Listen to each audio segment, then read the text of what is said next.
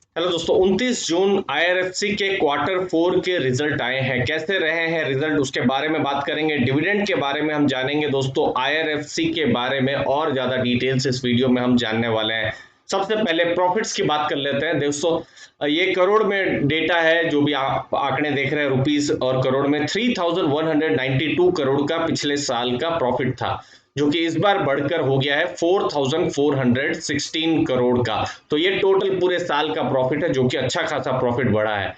अब जो चीज में हमने वहां जो आपने थंबनेल में देखा होगा, देखिए पिछले साल 654 करोड़ का प्रॉफिट था। क्वार्टर फोर फाइनेंशियल ईयर 20, मतलब जनवरी से मार्च 654 करोड़ का प्रॉफिट था, जो कि इस बार के जो क्वार्टर फोर है उसमें 1482 करोड़ का प्रॉफिट हो गया है, जो कि एक बहुत बड़ा राइज हुआ है। एकदम डबल से ज्यादा का quarter four to quarter four profit increase हुआ है। अगर आप क्वार्टर थ्री से कंपेयर करें, मतलब अक्टूबर से दिसंबर 2020 वाला जो 3 महीना था, तो भी आप देखेंगे 1046 करोड़ का प्रॉफिट था। और इस बार हम देख सकते हैं 1046 करोड़ से भी 1482 करोड़ का। तो हमको दिख रहा है कि एक अच्छा खासा प्रॉफिट ग्रोथ है। और जो हमने एनालिसिस इससे पहले भी की थी, ये आईपीओ के समय और कुछ इस रिजल्ट से पहले भी, जब हमने देखा था एयूएम है और जो प्रॉफिट्स है 20% से ऊपर पिछले 3 सालों में कॉन्सिस्टेंटली बढ़ रहे हैं। और यहाँ के जो प्रॉफिट्स है उससे भी दिख रहा है,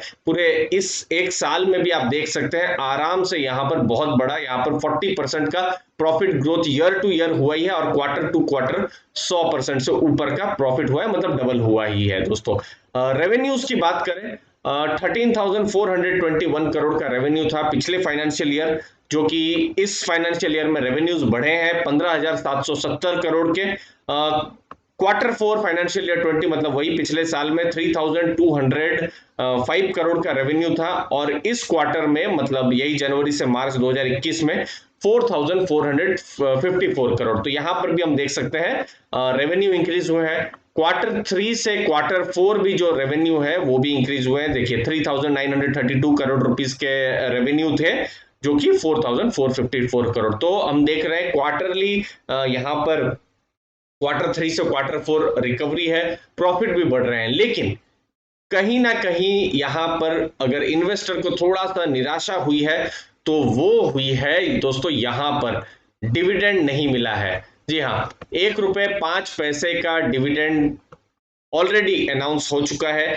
1.05, ये मार्च में, ये फरवरी महीने में अनाउंस हुआ था। मार्च महीने में ये पैसा आ भी गया था, जो भी एलिजिबल इन्वेस्टर्स थे। तो इस वाले जो क्वार्टर फोर की जो मीटिंग थी, यहां पर डिविडेंड की भी बात हुई थी। यहां पर डिविडेंड का भी एक्सपेक्टेशन था और ऑफिशियल एक्सपेक्टेशन था। लेकिन बोर्ड ऑफ डायरेक्टर्स ने ऐसा सोचा होगा कि डिविडेंड नहीं देना है, तो इस बार और कोई फाइनल डिविडेंड नहीं मिलेगा। मतलब अगर आप पूरे फाइनेंशियल ईयर की बात करें, तो 25 रुपए का मैं स्टॉक प्राइस अगर मैं पकड़ूं इसका जो चल रहा है, तो 4% की डिविडेंड यील्ड आईआरएफसी के शेयर से आपको मिल रही है। दूसरी चीज, चूंकि प्रॉफिट बढ़े हैं तो अर्निंग पर शेयर जो है वो भी बढ़ा है। आप देख सकते हैं 3.02 था अर्निंग पर शेयर, जो कि अब 3.66 हो गया है। तो आपको यहाँ पर अब जो भी स्टॉक प्राइस है, जो भी समझ लीजिए 25 है, 24 है, जो भी है, उसको आप डिवाइड करेंगे 3.66 से, तो आपको प्राइस टू अर्निंग रेशियो मिल जाएगा, जो कि अब थोड़ा कम हो जाएगा। और जनरली इसको पॉजिटिवली माना जाता है, क्योंकि प्रॉफिट्स बढ़ रहे हैं। तो मुझे उम्मीद है कि जैसे जैसे कुछ ब्रोकरेज रिपोर्ट्स या कुछ रिपोर्ट्स आती रहेगी, तो थोड़ा बहुत यहाँ पर टारगेट जो है इंक्रीज हो सकता है दोस्तों। अब देखिए, आईआरएफसी की जब हम बात करते हैं, तो ये एक एनबीएफसी है जो मिनिस्ट्री ऑफ रेलवेज के अंडर में आती है। लोन देती है मिनिस्ट्री ऑफ रेलवेज को, क्योंकि देखिए मिनिस्ट्री ऑफ रेलवेज को गाड़ी में डिब्बे चाहिए रहते हैं, फिर आप सब माल गाड़ियां हैं, माल गाड़ी के डिब्बे चाहिए रहते हैं, तो वो ऐसे खरीद नहीं सकते हैं, तो आईआरएफसी के थ्रू खरीदते हैं। आईआरएफसी भी क्या करती है, बॉन्ड इशू करती है। उस बॉन्ड को कौन सब्सक्राइब करता है, आप हैं, हम ही लोग यहाँ पर बॉन्ड्स को, taxable bond, non taxable bonds हैं, या फिर जो बड़े बड़े जो म्यूचुअल फंड्स हैं, या फिर एफआईआईज है, डीआईआईज है, वो लोग बॉन्ड्स इशू करते हैं। फिर उससे वो रोलिंग स्टॉक्स, मतलब वो मालगाड़ियां हैं जो भी है, वो लीज में ली जाती है और फिर मिनिस्ट्री ऑफ रेलवे से पैसे मिलते हैं दोस्तों। ये डिटेल पिछले वीडियो में मैंने बहुत डिटेल में पूरा प्रोसेस समझाया था। अब देखिए यहां पर आप देखेंगे एयूएम जो है बहुत ही स्ट्रांग है। यहां पर लगभग 27% का ग्रोथ हुआ है पिछले 3 सालों में, और इन रिजल्ट्स के बाद भी अच्छा खासा ग्रोथ है। नेट वर्थ भी स्ट्रांग है, return on equity, return on asset थोड़ा सा आप देखेंगे तो 1.35% के आसपास है जो रिटर्न ऑन एसेट्स है, जो कि अगर आप किसी भी कमर्शियल बैंक के साथ तुलना करेंगे तो हम वहां पर 3 से 4-5% की एक्सपेक्टेशन रखते हैं।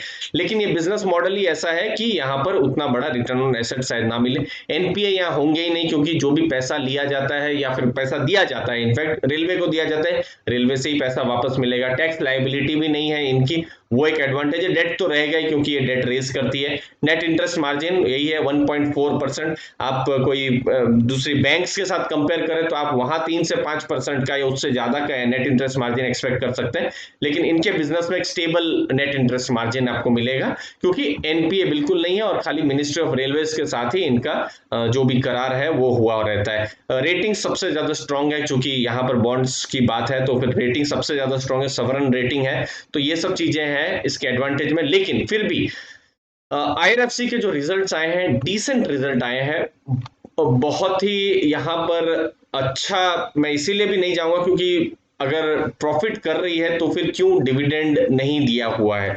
अब देखिए 32,000 करोड़ का मार्केट कैप है, अभी फिर भी कुछ चीजों पर अभी भी चीजों को देखना जरूरी है, जैसे कि रिसर्च रिपोर्ट अभी भी आई नहीं है। अभी तो एक खाली रिजल्ट का मैंने बताया है। रिजल्ट में क्या नई रिसर्च रिपोर्ट है, उन लोगों ने क्या कहा है, ब्रोकरेजेस ने क्या टारगेट दिए हैं, मुझे उम्मीद है 1-2 दिन में वो रिजल्ट्स आ जाएंगे, मैं आपके साथ शेयर कर दूंगा।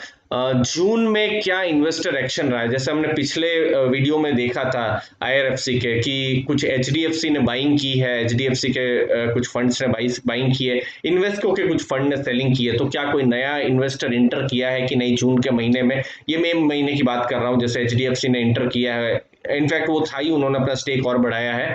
तो अभी क्या कोई बड़े इन्वेस्टर आए हैं, बाहर से कोई एफआईआईज आए हैं कि नहीं, उस पर नजर रहेगी, क्योंकि दोस्तों अगर बड़े इन्वेस्टर खरीद रहे हैं दैट मीन्स उनको पता है स्टॉक के बारे में, बिजनेस के बारे में, उसके लॉन्ग टर्म के बारे में। और दूसरी चीज, जो इसका कॉन कॉल 30 तारीख को होने वाला है, शाम को होने वाला है, तो कॉन कॉल कैसे में क्या कहा है मैनेजमेंट, क्या कहेंगे, उस चीज का भी मुझे इंतजार है, क्योंकि ये तो सिर्फ रिजल्ट है, रिजल्ट के पीछे की क्या स्टोरी है। और दूसरी चीज है सेकेंड वेव का क्या इंपैक्ट पड़ा है, Q1 कैसा रह सकता है, क्योंकि देखिए ये तो मार्च तक के रिजल्ट है और ये ऑलमोस्ट जून खत्म होने आया है, तो Q1 ये जो 3 महीने कैसे गुजरे हैं, ऑफिशियल रिजल्ट तो नहीं, लेकिन मैनेजमेंट से हमको पता तो चलेगा कि कैसा हुआ है। ओवरऑल एक स्टेबल कंपनी है, डिविडेंड पेइंग कंपनी है। जी हाँ, इस बार डिविडेंड नहीं दिया, ये थोड़ा सा हताशा था, क्यों डिविडेंड नहीं दिया हमको अगले कुछ दिनों में पता चलेगा। बाकी हमको ये सब डेटा का इंतजार रहेगा। चैनल को जरूर दोस्तों सब्सक्राइब करके रखिएगा, जैसे ही लेटेस्ट कुछ इन्फॉर्मेशन या एनालिसिस आती है दोस्तों मैं आपके साथ शेयर करता रहूंगा, जैसे कि आपने हमारे जो पुराने जो वीडियोस है वहां पर आपने देखा भी होगा दोस्तों। धन्यवाद आपके टाइम के लिए, थैंक यू वेरी मच दोस्तों।